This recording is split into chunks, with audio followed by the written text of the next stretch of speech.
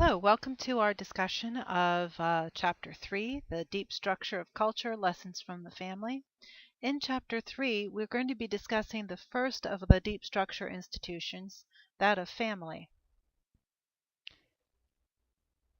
The deep structure institutions of culture, that of family, state, and religion, are the institutions that are responsible for teaching us how to live our lives.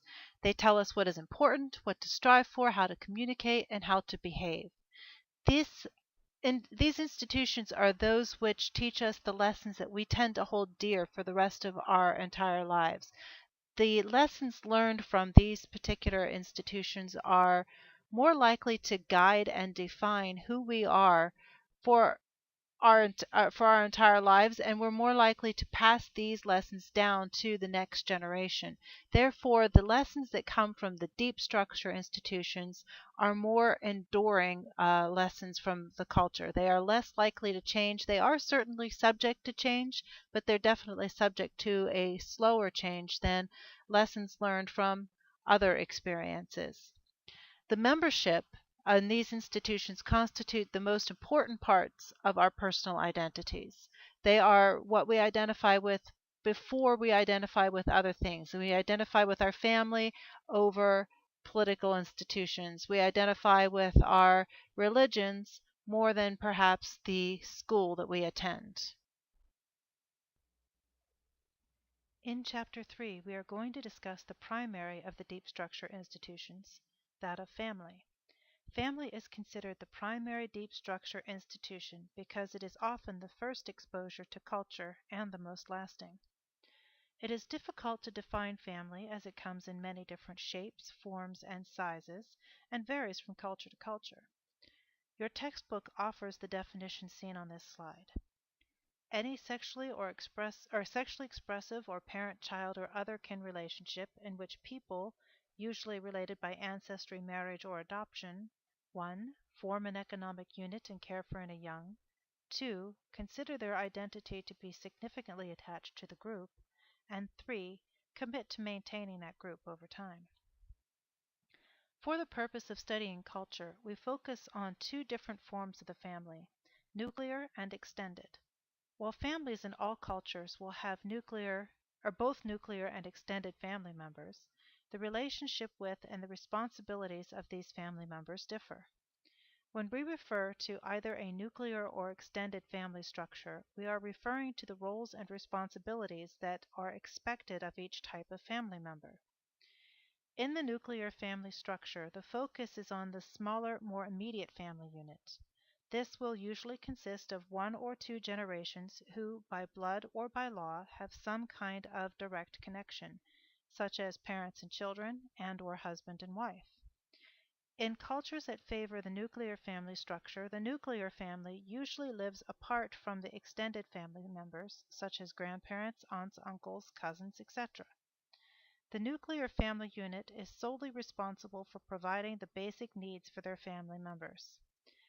Raising children is the sole responsibility of the adults within the nuclear family unit, and those adults have the sole say in what lessons they wish to pass down and expose their children to. The extended family members are bound by affection to the nuclear family unit, but not responsibility. In the extended family structure, the focus is on the larger family unit. Often you will find that extended family members will reside in close proximity to one another, often under the same roof.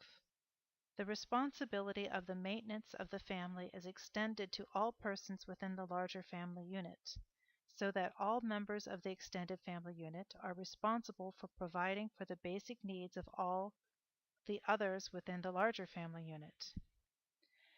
Raising children is the responsibility of all adults within the larger family unit and not just the parents. Aunts and uncles may have just as much as authority over a child as his or her parents. The family elders may have more say in what lessons are taught to a child than the parent does.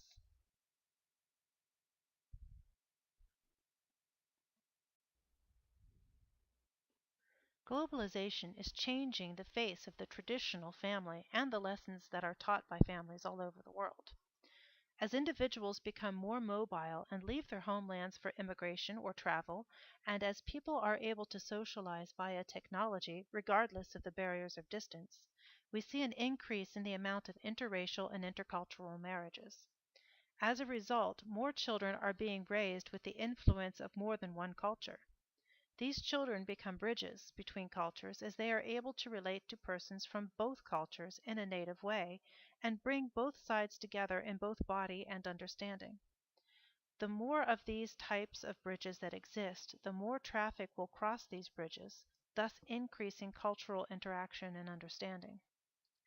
We are also seeing that as economies change, so does the traditional form of the family. Many countries that are traditionally disposed to the extended family structure are transitioning to a more nuclear family structure due to the living restrictions of urbanization and industry and to the need to move away from the traditional family home to find work. In Western societies, many of which traditionally lean to the nuclear family structure, we are seeing a shift toward the more extended family structure as the economy moves toward industries that require persons entering the job market to pursue higher levels of education. As a result, persons who would have traditionally been expected to be financially independent in their 20s are now not achieving independence until their 30s or even 40s as they pursue education to get work and then have to work to pay for a very expensive education. That, plus other factors, such as the rising cost of living and of child and elder care, are creating incentives for families to consolidate their resources for the benefit of the larger group. The elders are supporting the younger generation longer, and the younger generation in turn is expected to support the elders. More often than in the past, we are finding adult children and their families living under the same roof as their grandparents as their parents, and grandparents are taking a much larger day to day role in the raising of their grandchildren, as both parents work outside of the home.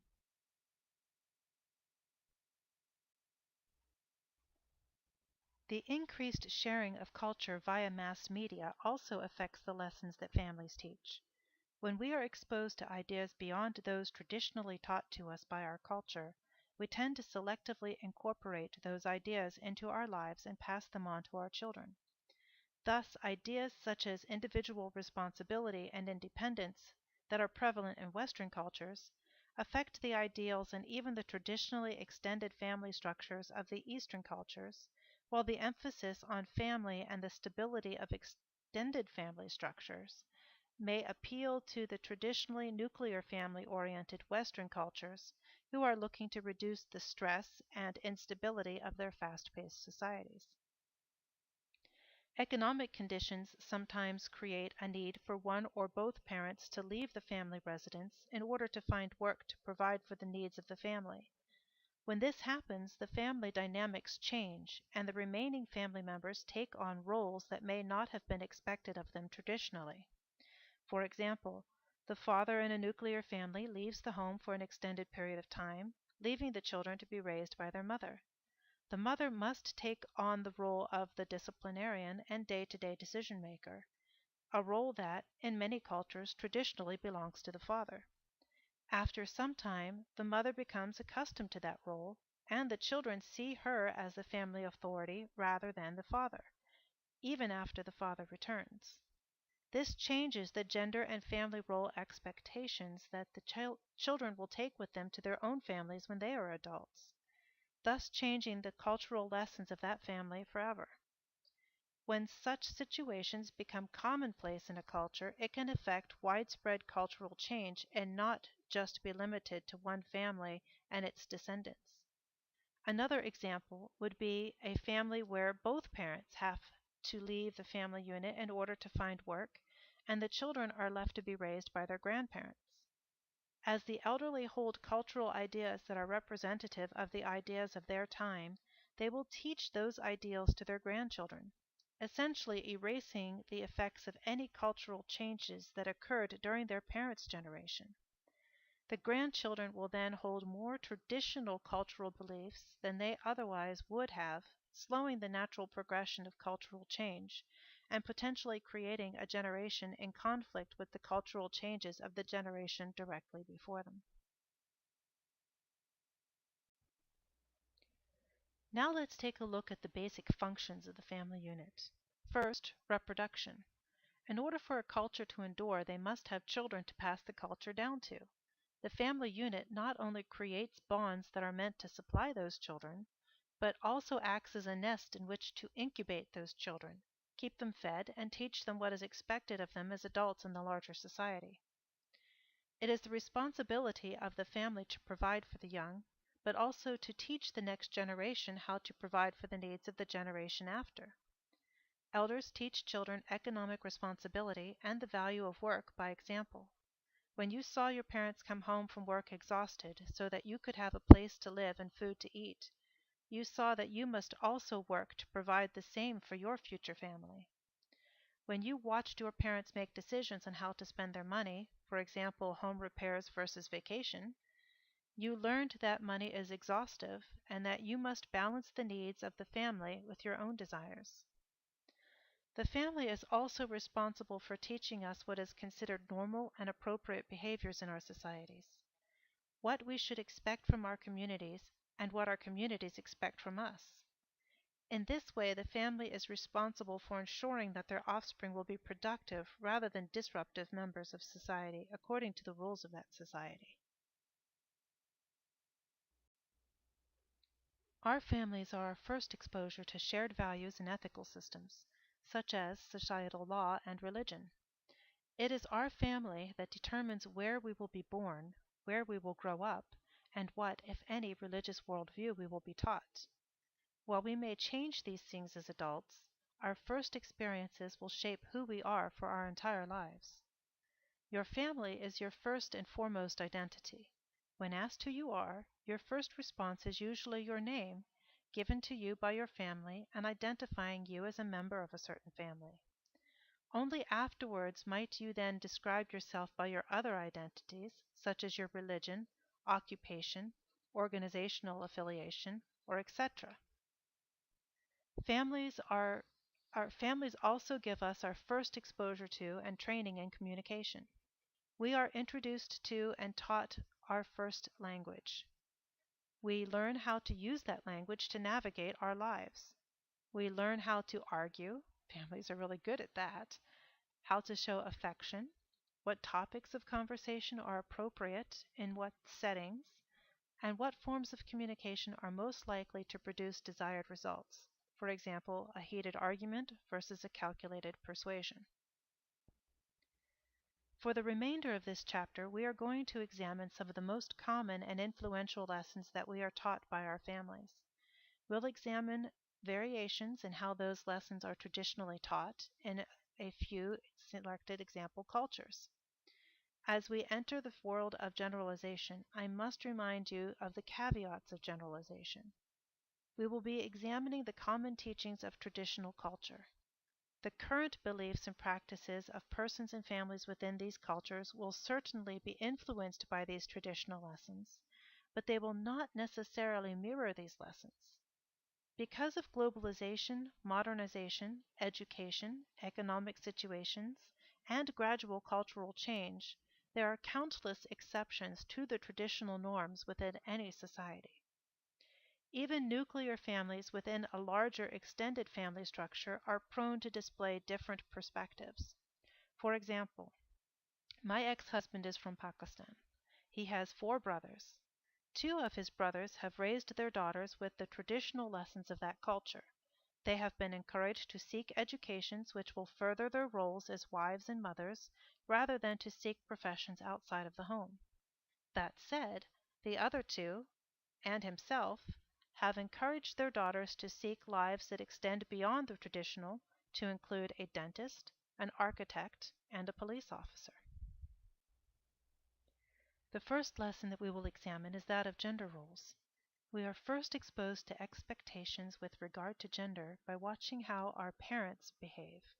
We observe the roles that each play within the family and within the society and emulate those roles as they apply to us. Gender roles are gender-based expectations of how one should dress and behave. what one should enjoy or dislike, activities that one should or should not engage in, professions that one can or cannot enter, the adult responsibilities that are expected of him, her, etc.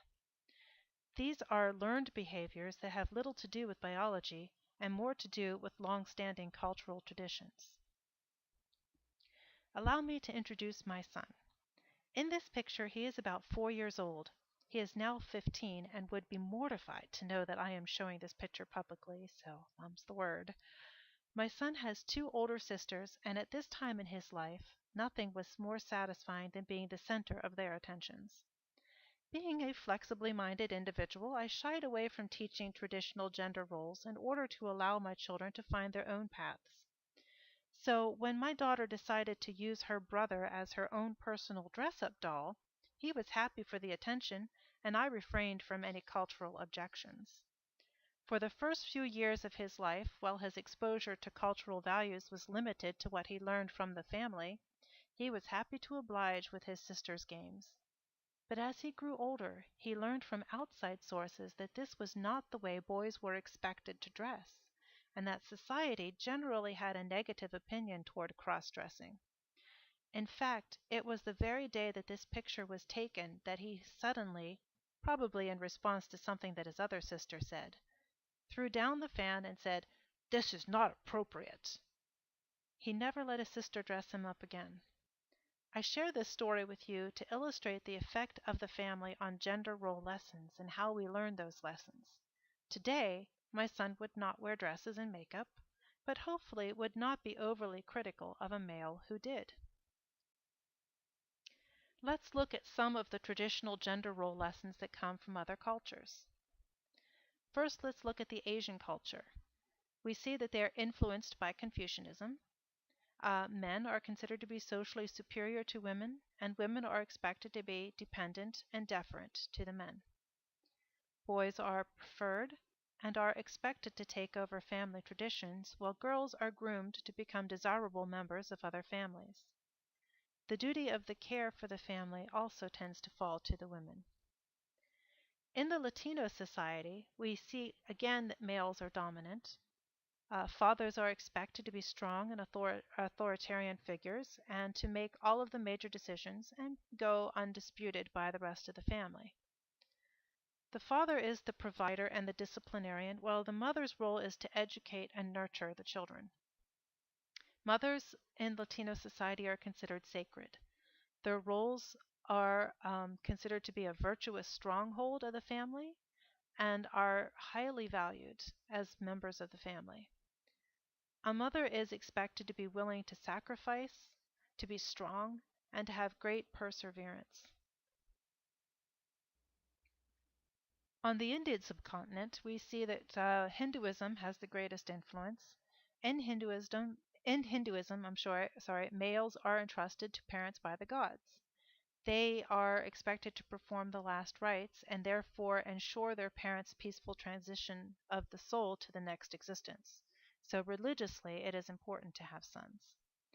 Males are considered superior, make most of the important decisions, and inheritance is through the male line. Females are trained in household chores and expected to devote themselves to the welfare of their husbands and children. Similarly, in Arab cultures that are influenced by Islam, males are considered to be dominant and are preferred. In Islam, males are considered to be the only appropriate active members of society and are to receive training in order to further that role as an active member of society. Women, in turn, are expected to be interested mostly in matters of the home and of child rearing. They are expected to be modest and obedient to their male family members. At the same time, however, just as in Latino society, the role of the mother is not considered a secondary role. Instead, the role of a mother is highly revered and highly valued. It is said in Islam that you will seek your heaven under your mother's feet.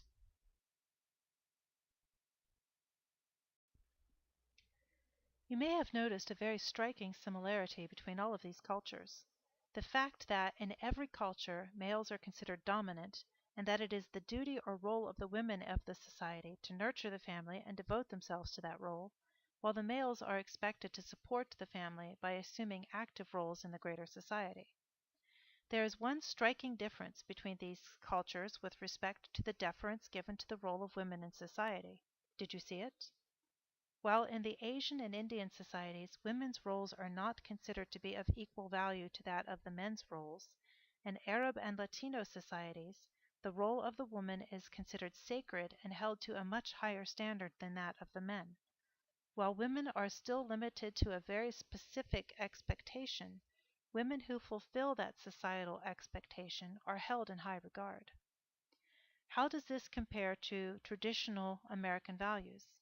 Usually, when I ask students this question, the immediate answer is that it is very different.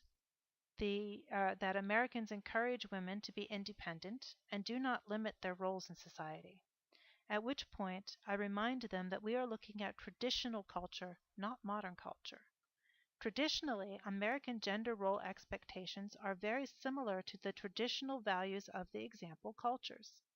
It was not until very recent generations that women began to break free from their traditional bonds. That said, even in the face of cultural change, we still see the remnants of our traditional beliefs as certain professions still tend to be dominated by one gender or another, disparities in income between the genders are common, and few public restrooms have diaper changing tables in the men's room, while it is a commonality in women's restrooms. It is important to reiterate that the U.S. is not the only society whose views on gender roles are changing, and that the above-mentioned values are traditional ones and influence to varying degrees, but do not necessarily define the modern perceptions of the example societies. Now let's discuss individualism versus collectivism. Whether a culture identifies as individualistic or collective affects so many of its values, beliefs, and behaviors that I would venture to suggest that it is the single most important cultural influence on a society's expected norms of behavior and communication. As such, this is something that we will be referencing ad nauseum throughout this course. Cultures that classify as individualistic value the individual over the group. That means that our members are taught to value self-motivation and reliance, individual thought, and freedom from the constraints of the collective. Children are encouraged to make choices that are in their own best interests, even if they are not in the best interests of the family, such as moving far away from the family to pursue a job or education. Deviation from the beliefs and teachings of the family unit are often more tolerated if not welcomed. For example, if a child decides as an adult to follow a different faith than that of their parents, the parents may not be thrilled about the choice, but they are also not as likely to distance themselves from the child as a result of the decision. Cultures that classify as collective value the welfare of the group over that of the individual. Members are taught to consider how their choices and actions will reflect upon and contribute to the welfare of the family rather than upon their own personal benefits. In contrast to the previous example, if a family member is faced with the choice of moving far away from the family unit in order to pursue personal advancement, they will be encouraged to weigh whether or not their ultimate advancement will benefit the family left behind more than their immediate removal will cause detriment to those who remain. The ultimate decision will be made based upon the effect of the decision for the whole family rather than on the possibility of personal gain. A good example of this can be found in the Disney movie Mulan. Mulan did not wish to get married. However, when her efforts with the matchmaker went sour, she was very disappointed. As an individualist, Mulan may have felt relief or happiness over the prospect of getting what she wanted. But as a collectivist, as China is a highly collective culture, she felt shame and grief because she failed to reflect favorably upon her family and give the other members of her family what they wanted for her. Let's look at some of the characteristics of individualistic cultures versus collective cultures. You see some examples of collective cultures here as being the United States and England. The U.S. is probably the most individualistic culture in the world, and we get much of that influence from England. In both of these countries, as well as other individualistic-minded countries, we see that the nuclear family structure tends to be more prominent. Independence and self-reliant are considered to be a virtue and are taught to our children. Children are encouraged to make decisions for themselves, develop their own opinions, and solve their own problems. Children are also expected to leave their parents' home and make his or her way own way rather, upon reaching adulthood. So they are not expected to be dependent upon their families beyond childhood. Members are more likely to deviate from the cultural norms of the family without reprimand. We discussed that earlier. Family loyalty and sense of belonging, while strong, is not as strong as it is in collective cultures. Now, this isn't to say that individualists don't love their family and are close to their families. They are. The sense, however, of belonging, the sense of belonging to a group and the being dependent upon that group is not the same. You see here some examples of collective cultures. France, Japan, Mexico, Arab countries, China, India. In fact, this is a very small sampling. Most cultures are considered to be collective cultures to varying degrees. For example, the Japanese culture is a highly collective culture and probably one of the most collective cultures in the world. Arab cultures and other East Asian cultures and South Asian cultures such as China and India are also highly collective. Now you notice I have France on here. France is not a country that we would often consider to be collective, but if we look at their traditional values, France, like Italy, are collective in their traditional values. However, they are probably more independent, or I should say individualistic now, than they are collective in their modern perceptions. So France and Italy, while they still identify as collective cultures, are not nearly so as that of Japan, China, or India. So let's take a look at some of the aspects of collective cultures. First, we see the extended family structure tends to be more prominent in collective cultures.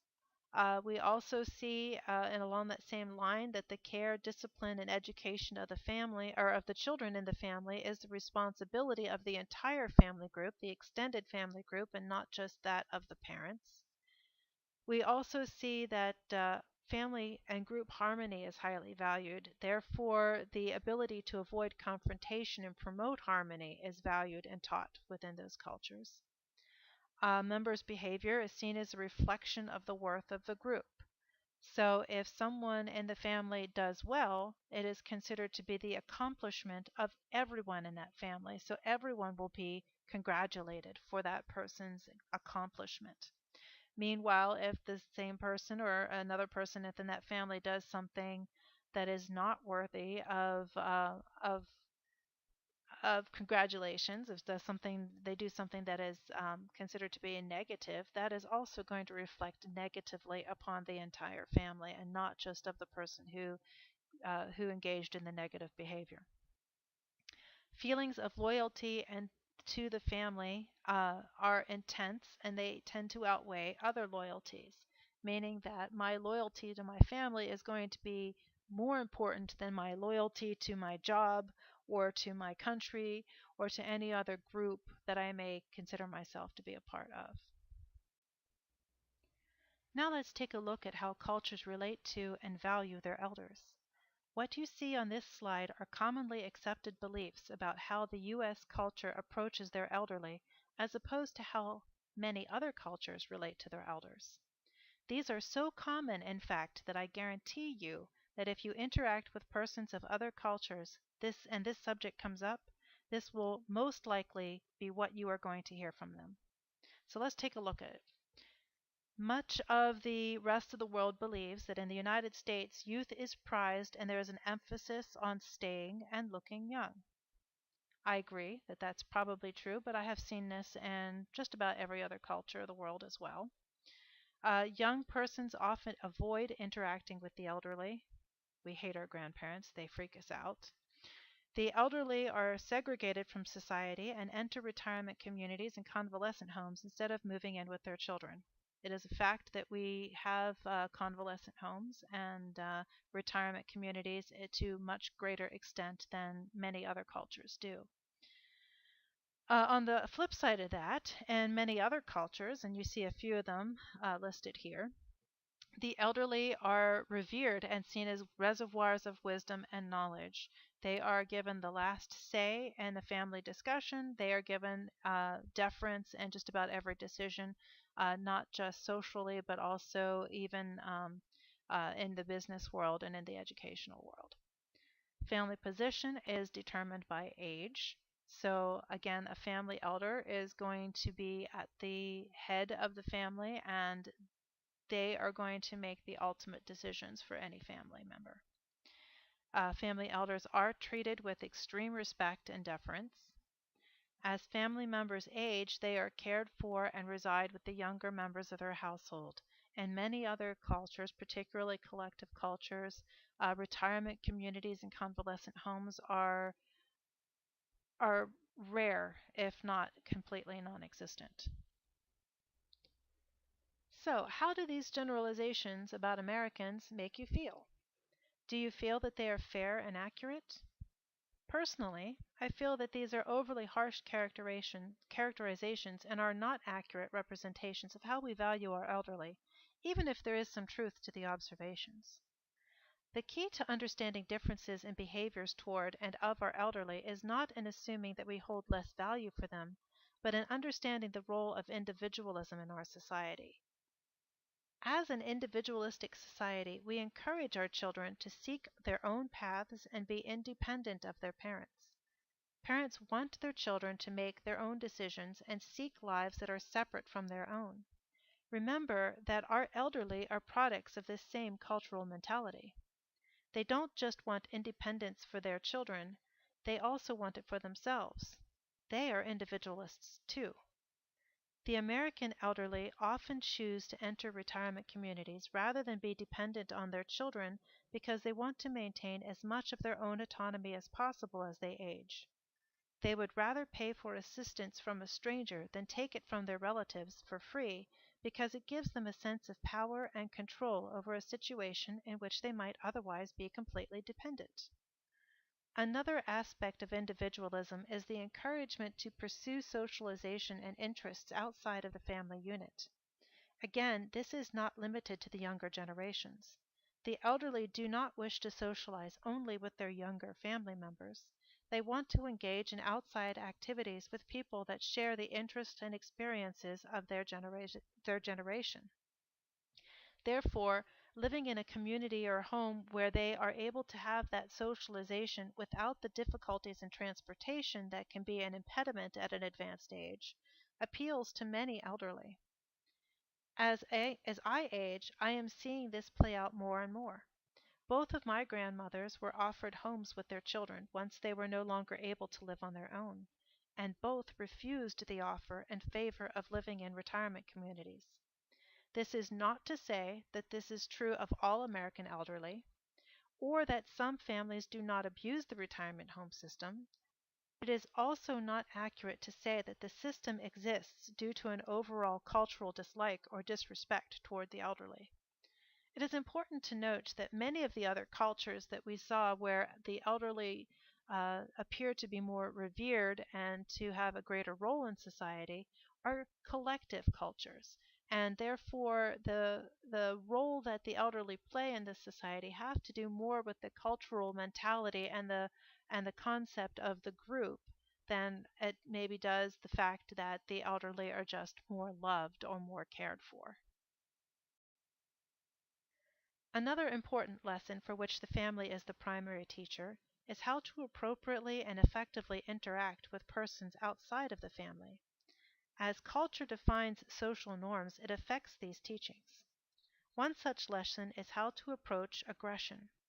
Some cultures, generally individualistic cultures, encourage certain types and levels of aggression. Competitive forms of aggression, such as sports related, academic, and occupational, are considered a positive thing, particularly when they do not involve violence. Nonviolent measures taken to win a game or get a promotion are acceptable, even if they may cause someone else to lose something important to them or damage their reputation in some way because the focus is on the individual's success rather than on the group harmony. Even violent measures are sometimes considered acceptable when done in the act of protecting oneself, others, and in some cases one's possessions. Families in independent cultures will encourage their children to engage in competitive activities and may even tolerate a certain level of sibling rivalry before the parents will intervene in an effort to keep the peace. Collective cultures are more focused on group harmony than individual success. Aggression, even nonviolent competitive forms of aggression, can create disharmony and threaten the effectiveness of the group. Children are taught that behavior that takes others into consideration will benefit them as those persons will in turn take their needs into consideration. Now, that is not to say that competition is not found in collective cultures. Members of collective cultures will work hard to achieve success for the good of themselves and their groups, even if that means that someone else is harmed in the process. But their reaction to winning is different. They are taught to be humble and respectful toward their opponents so as to mitigate the divisive effects of the competition. Violent aggression in children is never tolerated and is more severely punished than in individualistic cultures. The danger thresholds for situations in which violence would be an acceptable response in the culture at large tend to be much higher. Families also take different approaches in how they teach their children to make decisions, what their role in decision making may be, and what decisions they should make. Individualistic families more often encourage children to take part in decision making that affects them and may ask a child's opinion, even if the ultimate decision is that of the parent and the child is expected to comply. This is not because the opinions of children are held in higher regard, but because their societies will expect them to be able to make individual decisions as adults, and this is their training for that task. This may be affected by gender expectations in that culture as well. Male children may be encouraged to make more of their own decisions and voice their opinions, even in collective cultures where males will be expected to perform that task for the family group as an adult.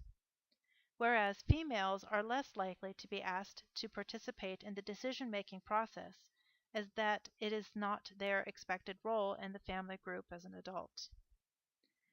Since children in individualistic cultures are expected as adults to take charge of their own success, they are encouraged to voice their opinions even without being asked or even being fully informed about what they are discussing. They are taught that holding back their opinions may lose them an opportunity to affect decision making. Conversely, children in collective cultures are encouraged to be silent until they are asked for their opinions, and unless they are confident that what they have to say is accurate and important. This is true even as adults. This is largely because the opinions of elders in many of those cultures are preferred, and younger members are expected to conform to the opinions of the elders unless they can articulate an important reason not to and can back up their reasoning.